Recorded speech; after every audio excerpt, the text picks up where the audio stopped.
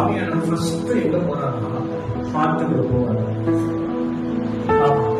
First ஆவியானவரே கூப்பிட்டீங்கன்னா உடனே எங்க என்ட்ரு ஆவார்? ஹார்ட்டுக்குள்ள. ஏன் அடுத்த ஸ்டேஜுக்குள்ள போக முடியல அப்படின்னா நம்மளுடைய ஹார்ட் எவ்வளவு பெருசு. ஆனா நம்ம ஹார்ட்டுக்குள்ள உலகத்தோடு பெருசை ஆட்டு நினைச்சா இப்போ என் ஹார்ட் எப்படி ஆயிடுது? உலகத்தோடு பெருசா இந்த உலகம் 10 மடங்கு சென்றாலும் என் ஹார்ட் மாதிரி வராது. எல்லாத்தையும் ஆர்வத்துல அடைக்கணும்னு சொன்னா இப்போ என் ஹார்ட் 10 உலகத்தோட பெருசா இருதயத்துக்கு மட்டும் அப்படி ஒரு விஷயம். நீங்க பிறந்தத்திலிருந்து சிந்திச்ச எல்லா விஷயம் உள்ளது. ஆவியான உள்ள போயிட்டு உடனே என்ன இருக்கும்? எல்லாத்தையும் சுத்தி பார்ப்பாரு ஹார்ட்டுக்குள்ள.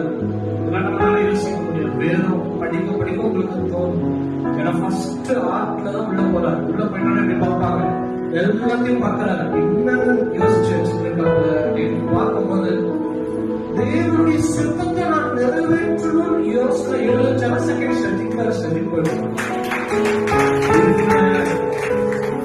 நான் போய் இன்னைக்கு நல்லா தூங்கணும், நல்லா சாப்பிட பிளான் பண்ணுவா. இந்த சிந்தனை எல்லாம் இருக்கும். இதற்கு ஆவியானவர் எதிர்த்து நிற்பார், ஃபைட் பண்ணுவார். இல்லை சொல்ல வச்சு கேட்க மாட்டாங்க. அப்போ இருதயத்துல நீங்க ஆவியானவரே சொல்லும்போது எங்க போவார்? ஆவியானவர் ஹார்ட்ல போவார். நீங்க சொல்றது மாத்திரம் இல்ல, இருதயத்தையும் அவர்கிட்ட கொடுக்கும். என் இருதயத்தை உங்களுக்கு தான் போகும். நானும் இந்த தேசத்திற்காக செபிக்க ஆயத்தப்பட்டோம்.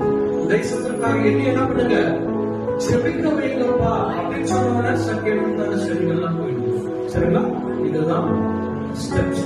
நீங்க என்ன பண்ணணும்? ஆவியானவரே சொல்லணும். இருதயத்தை நீங்க நல்லா சுத்தப்படணும். அதுல நம்ம என்ன பண்ணிக்கணும்? சுத்திகரிக்கணும், ஆயத்தப்படுத்திக்கணும்.